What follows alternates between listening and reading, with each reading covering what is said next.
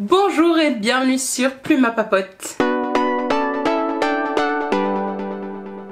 Je commence cette nouvelle vidéo en compagnie de Nola en vous souhaitant une excellente année 2023 sous le signe du bullet journal, sous le signe de l'organisation, du self-care, mais également des lectures puisque la chaîne parle lecture et peut-être pour moi, en plus de tout ce que je viens de vous citer, de randonnée en compagnie de mon chien, pas de mon chat, ça il fait pas encore, même s'il aime bien s'inviter sur les vidéos.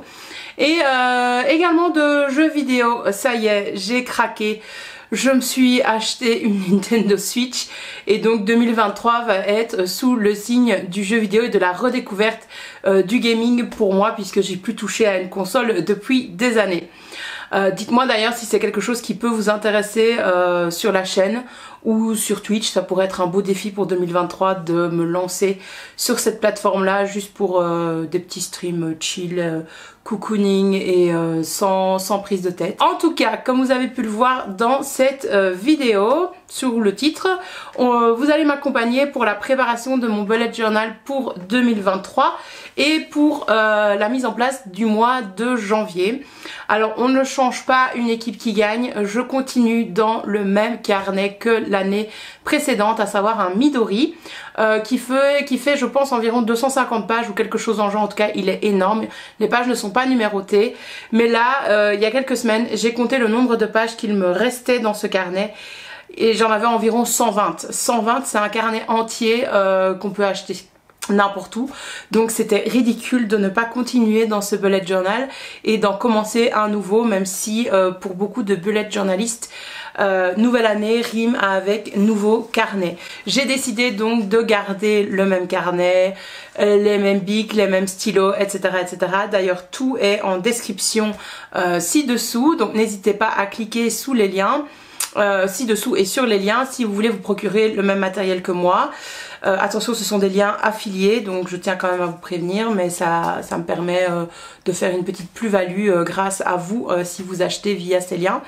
Et les choses qui seront pas avec des liens affiliés, c'est tout simplement les liens, enfin les papiers et les autocollants que je me procure chez Action. Non, j'ai pas encore de lien d'affiliation avec Action. Bref, trêve de bavardage, vous allez pouvoir m'accompagner donc dans cette vidéo. N'hésitez pas à vous faire un petit chai latte, un petit thé, un café, n'importe quoi pour m'accompagner. Sortez votre matériel de bullet journaliste et mettez ma vidéo en fond pendant que vous planifiez votre mois, votre semaine ou même votre année. Vous allez voir que c'est pas très compliqué et finalement ça prend pas tant de temps que ça grâce aux petits raccourcis que je vais vous renseigner. Pendant que vous regardez la création de ces pages, mon premier raccourci ou conseil en fait, ce serait de s'inspirer des créations des autres. Personnellement, j'ai des favoris sur mon Instagram, sur Pinterest, avec des pages Bujo qui m'inspirent beaucoup, que j'ai envie de reproduire. Pas à l'identique, mais dont je souhaite m'inspirer. Et ces pages m'ont beaucoup servi pour la création en fait de cette page de titre pour 2023. Alors il y a toujours les techniques que j'aime et que j'affectionne que j'affectionne en particulier, à savoir le collage de papier, les stickers. Mais il y a eu cette idée de coller un petit peu plus de photos, un petit peu plus d'images, de faire dépasser les papiers déchirés et ainsi de suite. Et donc j'arrive à ce résultat en fait parce que inconsciemment j'ai en tête des résultats, des photos de pages que j'ai déjà vues quelque part. C'est une inspiration, ce n'est pas un recopiage identique, mais ça permet ainsi de toujours trouver des idées pour créer ces pages. Comme vous pouvez le voir, donc ma page de titre comporte deux éléments principaux. D'abord l'année, mais également un mantra, on va dire ça comme ça, un mot de l'année sur lequel je souhaite me concentrer tout au long de 2023. Je ne me suis pas foulée pour le trouver, hein, puisque ce mot c'est center, et honnêtement ça vient du programme yoga que j'ai commencé à suivre en ce début janvier. On va tout de suite passer à mon deuxième conseil ou mon deuxième raccourci. Accepter ses erreurs et rebondir à partir de là. Quand on fait un bullet journal, c'est d'office récurrent. on sait que ça va se produire, on va faire des erreurs. Alors, on peut essayer de rattraper son erreur en la masquant totalement. La solution finale, c'est de coller deux pages entre elles hein, et de pouvoir ainsi repartir de zéro. Une autre solution, c'est d'aller découper à la fin de son carnet une partie d'une page vierge ou la totalité de la page et de la recoller. Ou alors, c'est de laisser les choses comme ça et d'accepter que l'erreur soit là. Ma première erreur pour ce spread de 2023, c'est pour mon calendrier, donc le Future Log, où je vais noter en fait tout ce qui va se passer au fur et à mesure de l'année. Et comme vous pouvez le voir, je reviens voir celui de 2022 pour compter le nombre de cases et m'en inspirer. C'était une présentation que j'aimais beaucoup, mais l'année passée, je me souviens que j'ai passé énormément de temps à décorer les 4 pages de ce Future Log et je voulais gagner un petit peu de temps. Et donc, je vais avoir recours à une technique que je n'utilise jamais. C'est ce qu'on appelle la Dutch Door. Donc, c'est une page qui est découpée aux dimensions de l'autre pour avoir un espèce de mini-livre au centre de son bullet journal. Donc, comme je vous viens de vous le dire, c'est une technique que je n'utilise jamais. Et je me suis rendu compte trop tard qu'en fait, j'avais découpé beaucoup trop. Je n'ai pas la place pour noter les titres de mes mois. Donc, il a fallu que j'accepte cette erreur et que je trouve une solution, comme si finalement c'était ce que j'avais voulu faire depuis le début, alors que pas du tout. Comme vous pouvez le voir là, donc pour réaliser ces Future Log, je note de manière verticale les jours pour chaque mois. J'aime pas dessiner des petits carrés, j'aime pas avoir une vision racrapotée finalement de mon mois. Pour moi, c'est beaucoup plus logique que ça se déroule. Donc c'est pour ça que j'adopte tout le temps cette mise en page.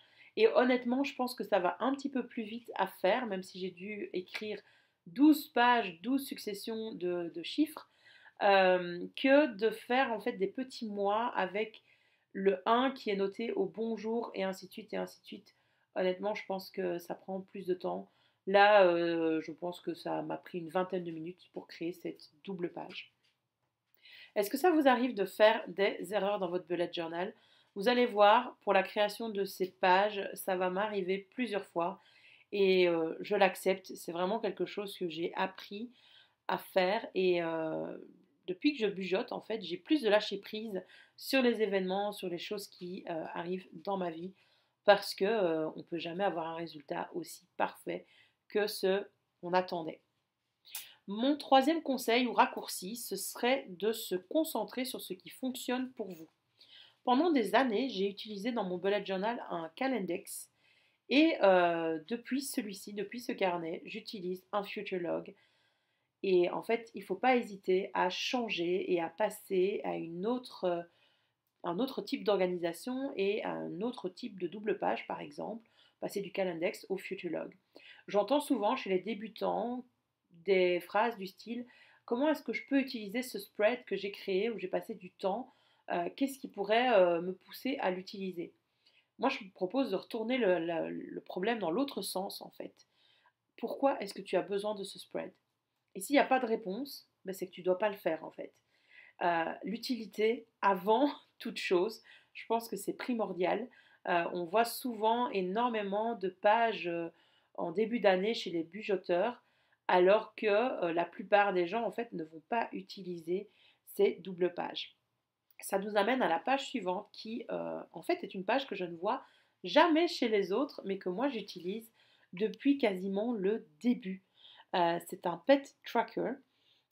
C'est vraiment un tracker que je veux fonctionnel avant tout, avant qu'il ne soit joli. C'est primordial pour moi.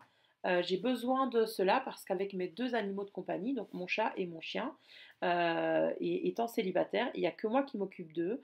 Et donc j'ai besoin de me rappeler, il n'y a personne qui va venir me dire la dernière fois qu'ils ont eu une tique, la dernière fois qu'ils ont eu de l'antipuce, ou le vermifuge, le rappel des vaccins, et ainsi de suite, et ainsi de suite. Et honnêtement, ce tracker m'a plusieurs fois sauvé la vie pour éviter de leur remettre une dose de médicaments qui n'était pas nécessaire ou encore pour discuter avec ma vétérinaire. Franchement, c'est une page que j'adore et que je complète vraiment tous les mois pour mes animaux. Mais vous voyez, c'est relativement simple. En fait, c'est 12 colonnes divisé en deux. Le N correspond à Nola, donc le nom de mon chat, et le C c'est pour Kali, le nom de mon chien. Je rajoute juste un petit titre et en fait j'ai une petite légende qui est sur mon précédent Pet Tracker pour 2022 que je viendrai probablement rajouter, mais je la connais à force. Donc franchement, quatrième raccourci, quatrième conseil, la fonctionnalité avant la forme. Ne vous amusez pas à faire un spread, à faire une double page, à faire une page de collection parce que vous les avez vus partout. Faites-le si ça va vous servir et pensez d'abord à sa fonctionnalité avant que ce ne soit joli. C'est pour ça d'ailleurs que mon deuxième tracker n'est pas présenté de la même façon, ce n'est pas un menu déroulant pour le calendrier parce que moi ce qui m'intéresse c'est de savoir sur le tracker suivant quand j'ai eu mes dernières règles, combien de temps ça a duré et avoir de l'espace pour noter d'éventuelles choses relatives à mon cycle. C'est un tracker qui n'existait pas dans mes précédents bullet journal mais que j'utilise depuis 2022 et j'ai décidé de le réutiliser à nouveau en 2023 parce qu'il m'a servi et a été fort utile pendant toute l'année 2022. À nouveau, si c'est quelque chose que vous n'allez pas utiliser, dont vous ne ressentez pas le besoin, vous amusez pas à le faire, passez à autre chose. Peut-être qu'il y a un tracker, il y a quelque chose qui va être beaucoup plus intéressant pour vous. Donc d'abord la fonctionnalité avant la forme.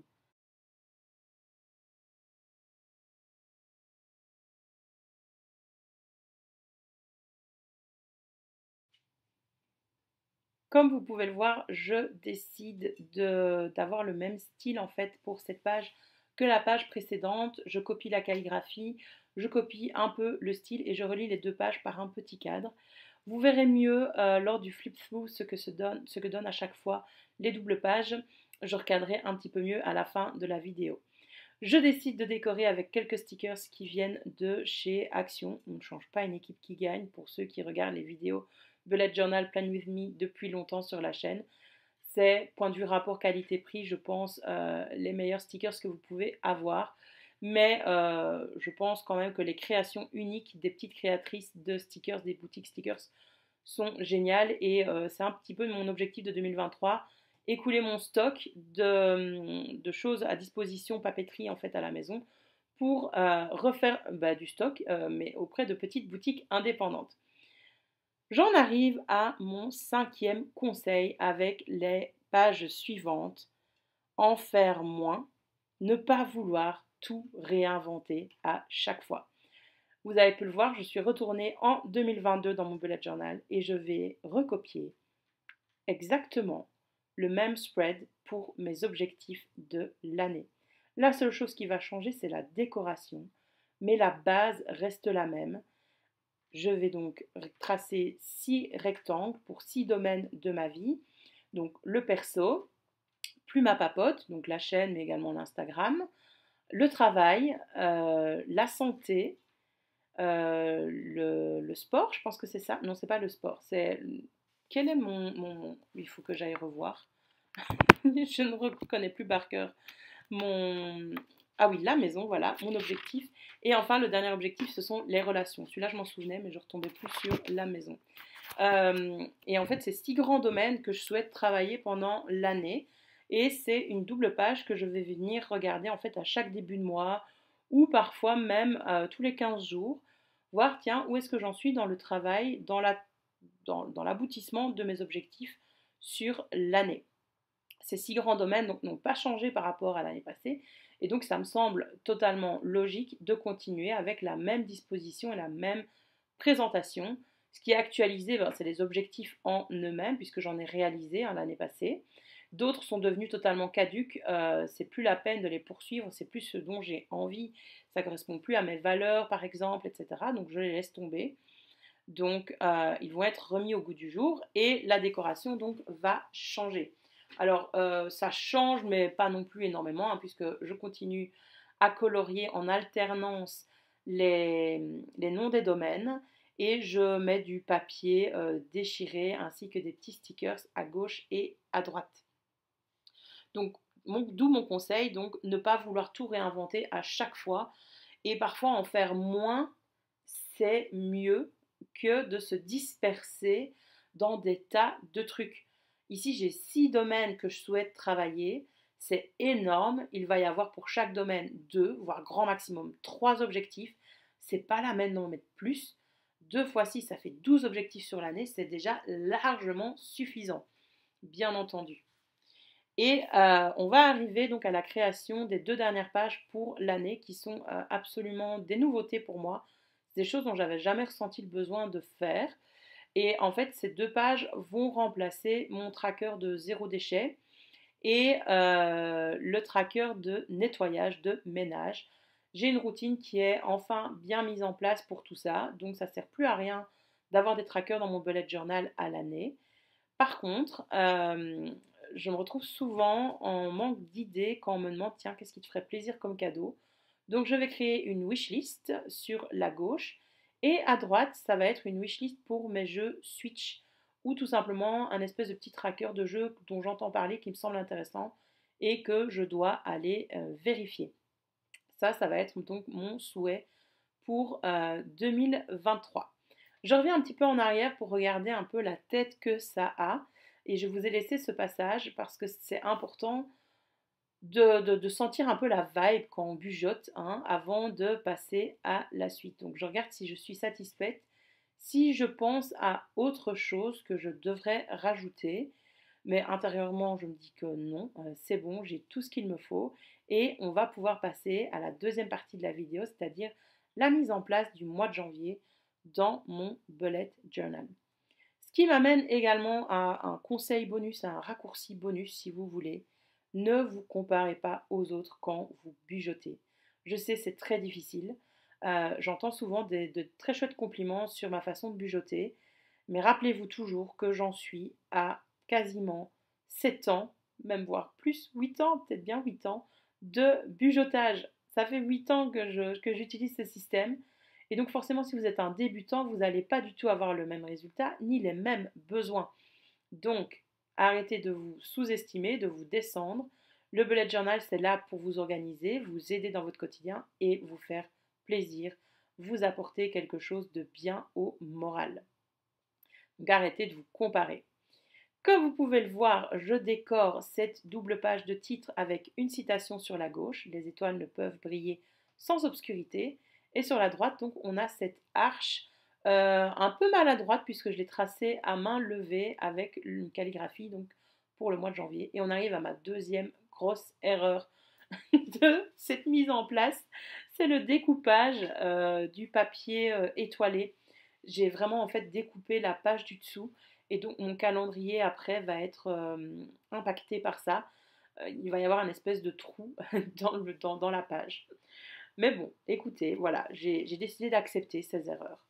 Je suis passée par une petite phase de test pour voir quel tombow j'allais utiliser pour dessiner mes constellations. C'est des constellations qui existent réellement. Je dis que j'allais essayer de m'inspirer de constellations réelles pour commencer et pour décorer la page. On passe ensuite donc à la mise en place du planning du mois de janvier. Je réécris à nouveau les dates et les jours cette fois-ci. Et je divise en fait mon planning en 3 grands domaines pour m'y retrouver. Le professionnel, le personnel et mon calendrier de contenu pour Plume à Papote. À la fois le compte Instagram et la chaîne. Pour me démarquer un petit peu et voir un petit peu plus facilement les différentes semaines, je mets les week-ends en couleur. Ensuite, je vais décorer avec le reste des stickers qui pouvaient s'appliquer et qui allaient bien dans le thème étoile, etc. D'ailleurs, petite parenthèse, j'ai choisi ce thème parce que j'aime bien tout ce qui est nature dans mon bullet journal et ça me semblait opportun pour commencer l'année. C'était un thème qui fait encore un peu, je trouve, hiver mais sans trop l'être. J'avais pas envie de faire des glaçons, etc. De toute façon, avec le réchauffement climatique, hein, les flocons de neige, etc., il faut s'attendre à en voir de moins en moins. On passe ensuite donc à mon habit tracker. Ici, j'ai mis pas mal d'habitudes, beaucoup plus que ce que je fais habituellement, parce qu'en fait, comme j'ai acheté une Nintendo Switch, je veux voir si ça va impacter d'autres de mes habitudes ou pas. Et je veux également traquer la couture, le tricot, le fait de jouer à la Switch, le fait de budgétiser et d'utiliser mon bullet journal. Alors pour ce qui est couture et tricot, bien entendu, je ne vais pas coudre tous les soirs et tous les jours après le travail, mais ça va me permettre un peu de voir tiens où j'en suis dans mes objectifs de couture si je suis régulière ou pas du tout, au contraire. Je décide de décorer les espaces vides par une constellation, pour coller du papier, etc. Et je passe ensuite à un spread qui est vraiment très très utile pour moi, le Pense Intelligent, donc qui vient du Pense Bête, qui est un espace divisé en 4 parties, totalement blanc au début du mois. Et en fait, dès que j'ai besoin d'un endroit pour noter tout ce qui me passe par la tête, eh bien je vais le noter là-dedans. Et je reviens sur ce spread, sur cette collection en fait, en chaque début de semaine, parfois même 2 à 3 fois par semaine, pour voir s'il n'y a pas une tâche ou un projet que je sais accomplir ou commencer cette semaine-là. Et enfin, la collection qui est devenue essentielle pour moi, c'est une ligne par jour. Je la réalise chaque mois. C'est vraiment un petit moment doudou et bonheur. C'est pas une gratitude parce que j'avais tendance à toujours noter la même chose pour mes gratitudes. C'est tout simplement un petit résumé de ma journée ou d'un moment de ma journée dont j'ai envie de me rappeler et ça me fait vraiment beaucoup de bien de lire ça de temps en temps. Alors le spread va être très très chargé à la fin du mois quand il sera totalement complété, mais je le trouvais un peu vite pour commencer, donc je vais découper des bandes de papier pour faire un espèce de washi tape et rajouter quelques constellations par-ci, par-là, que vous allez mieux voir par après lors du flip through. Et après cette page, en fait, je commence directement ma semaine. Donc cette semaine-ci est écoulée, bien entendu, pour vous, hein, quand vous regardez la vidéo. Mais quand je veux aller rapidement, je fais très souvent cette organisation très simple. Donc je divise chaque page en 4. Chaque cadran correspond à un jour et souvent j'ai une page, enfin un cadran en plus pour des notes. Ici j'ai décidé de le décorer totalement parce que j'avais pas besoin de faire de prise de notes. Et on en a fini pour cette mise en place.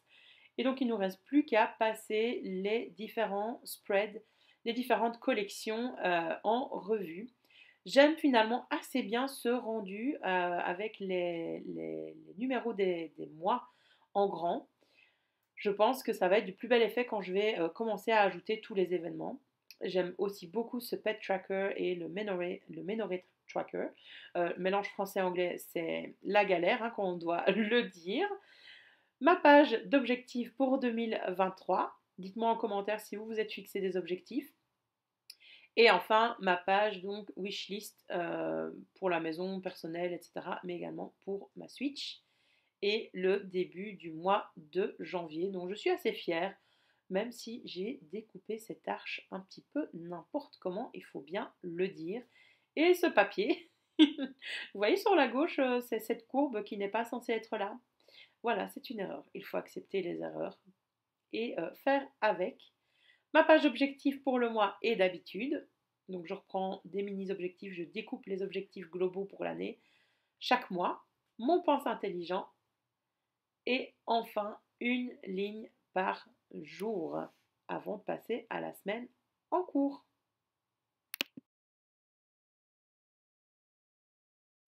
Cette vidéo est désormais terminée, je vous remercie de l'avoir regardée jusqu'au bout.